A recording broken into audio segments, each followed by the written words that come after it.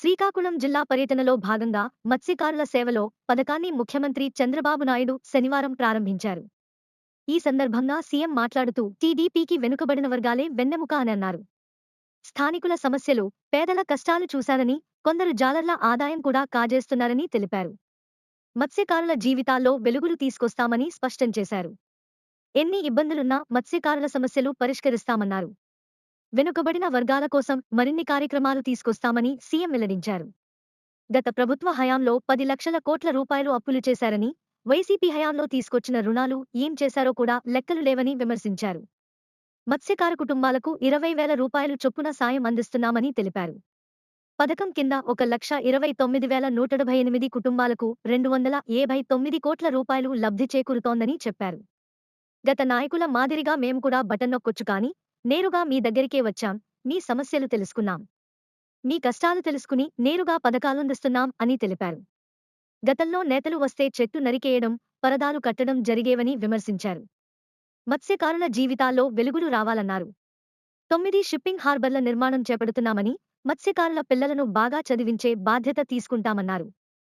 వాళ్లే కొని మీ దగ్గర పెట్టుబడి లేదు కాబట్టి మీరు పట్టకొచ్చిన చేపలు వాళ్లే తీసుకుని ఆ చేపల్లో సగం డబ్బులే మీకు ఇచ్చి వాళ్ళు మాత్రం బలిచిపోతున్నారు కానీ బాగుపడుతున్నారు కానీ మీరు మాత్రం నష్టపోతున్నారు. మీరందరూ ఒక్కసారి ఆలోచిస్తే ఏవైతే మత్స్యకారు గ్రామాలు తెలుగుదేశం పార్టీ వచ్చిన తర్వాతనే మీ యొక్క దశ దిశ మారింది. ఇది యథార్థం అనే విషయం మీరు గుర్తుపెట్టుకోవాలి. అదే మరి మీలో కూడా ఒక పట్టుదలతో ఉంటారు. ఎన్నికలప్పుడైతే ఈ మత్స్యకారుల గ్రామాలుగా కట్టడి చేసి ఒకే మాట మీద ఉంటారు. ఆ విధంగా మాట మీదుండి ఎప్పుడు ఓట్లేశారు మీరు.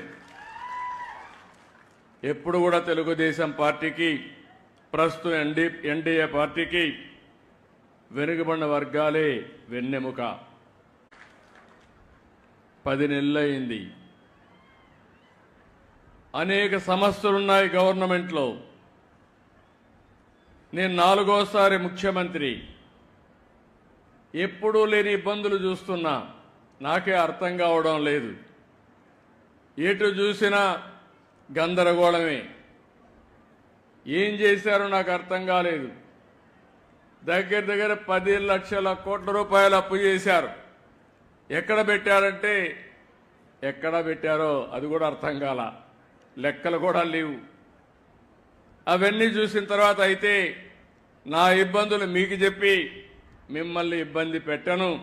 ఎన్ని ఇబ్బందులున్నా మీ సమస్యల పరిష్కారం చేస్తామని మరొక్కసారి మీ అందరికీ హామీ ఇస్తున్నాం. పక్కనే అప్పలనాయుడు గారు ఉన్నారు. మొన్నటి ఎవరికో కార్యకర్తగా తిరిగాడు ఇదే నియోజకవర్గంలో. నేను ఆలోచించాను, నమ్మకస్తుడు, మంచి వ్యక్తి, ఎందుకు ఎంపీగా పెట్టకూడదని ఒక కార్యకర్తను ఎంపీ చేసిన పార్టీ ఎన్డీఏ. ఇవన్నీ కూడా సాధ్యమైనప్పుడు మీ జీవితాల్లో మార్పు తేలేమా అని నేను అడుగుతున్నా. అనేక సంక్షేమ కార్యక్రమాలకు నాంది పలికాం. కానీ సమాజంలో వెనుకబడిన వర్గాల్లో అట్టడుగు నుండే కొన్ని వర్గాలున్నాయి. అందులో మత్స్యకారులు ఒకటి. మీరెప్పుడు సముద్రాన్నే నమ్ముకున్నారు. తెల్లవారుతో పోయి అర్ధరాత్రి పోయి మళ్ళీ తిరిగి రావాలంటే ఆడబిడ్డలు తిరిగి వచ్చే వరకు ఎక్కడికక్కడ గందరగోళంగా భయాందోళనలో ఉంటారు. 2 నెలలు 61 రోజులు మనం ఇస్తాం. దానికి కారణం సముద్రంలో చేపల అభివృద్ధి కావాలి. పిల్లలు వేసే సమయం అది. ఆ సమయంలో డిస్టర్బ్ అయితే చేపే ఉండదు. కాబట్టి విరామం ఇవ్వాలనే ఉద్దేశంతో విరామాన్ని ఇచ్చే పరిస్థితికి వచ్చాం. వేట విరామం సమయంలో ఆర్థిక సహాయం ఇవ్వాలని నిర్ణయించిన పార్టీ తెలుగుదేశం పార్టీ అని చెప్పి నేను మీకు తెలియజేస్తున్నా. ఆ తర్వాత ఒక 10,000 ఇచ్చారు. 10,000 ఇచ్చారు కానీ చాలా ఉపన్యాసాలు చెప్పారు. ఫిష్ ఆంధ్ర అన్నారు. 300 కోట్లు ఖర్చు పెడతా ఉన్నారు. ఏం పెట్టారో నాకైతే అర్థం కాలేదు. ఏ మత్స్యకారుడి జీవితమైనా బాగుపడిందా అని మిమ్మల్ని అడుగుతున్నా. మీకు లాభం జరిగిందా అని మిమ్మల్ని అడుగుతున్నా. ఈరోజు నాకు కష్టాలున్నాయని నేను చెప్పచ్చు కానీ నేను చెప్పను. అందుకే 1,29,178 కుటుంబాలకి 20,000 చొప్పున 259 కోట్ల రూపాయలు మీ అకౌంట్లో ఈరోజు నేను వేశానని చెప్పి కూడా నేను మీకు తెలియజేస్తున్నాను. నేను కూడా బటన్ నొక్కచ్చు, కానీ నేను బటన్ నొక్కలా. నేరుగా మీ దగ్గరకు వచ్చా, మీ సమక్షంలో మాట్లాడుతున్నా. మీ కష్టాలు నేను అర్థం చేసుకోవడానికి వచ్చాను. ఏదో వచ్చినప్పుడు ఇంత మునుపు ఉండే పాలకులు వచ్చుంటే ఇక్కడుండే మీ కొబ్బరి చెట్లు గోవిందా. ముందు కొబ్బరి చెట్లు వెళ్ళిపోయేటివి. అంటే ఒక నాయకుడు వస్తే ప్రజాహితం కోసం వచ్చినప్పుడు చెట్లు నరికేయడం, లేకుంటే ఎక్కడికక్కడ పరదాలు కట్టేయడం, అనేక సమస్యలు. ఇంకైతే కొంతమంది ఇంట్లో నుంచి బయట రానియకుండా నెత్తిన చేపెట్టడం, ఇలాంటివన్నీ కూడా నేను ఒక నెగతాళి చేయడం లేదు. కానీ నేను చెప్పేది ఏంటంటే ఎప్పుడు కూడా ప్రభుత్వం అనేది ఒక బాధ్యతగా ఉండాలి. ప్రజల ఆదాయాన్ని పెంచాలి, మీ జీవన ప్రమాణాలు మెరుగుపరచాలి. నేను విశాఖపట్నం భోగాపురం ఎయిర్పోర్ట్ ఇచ్చాను. నేనుంటే 1 సంవత్సరంలో పూర్తయ్యేది. వీళ్ళు వచ్చారు, మొత్తం మార్చారు. ఏమైనా వచ్చిందంటే రాలేదు. మళ్ళీ నేనే వచ్చి దాన్ని పూర్తి చేసే పరిస్థితి ఇప్పుడు వచ్చింది. రాబోయే రోజుల్లో ఈరోజు ఇంకొక విషయం కూడా గుర్తుపెట్టుకోవాలి.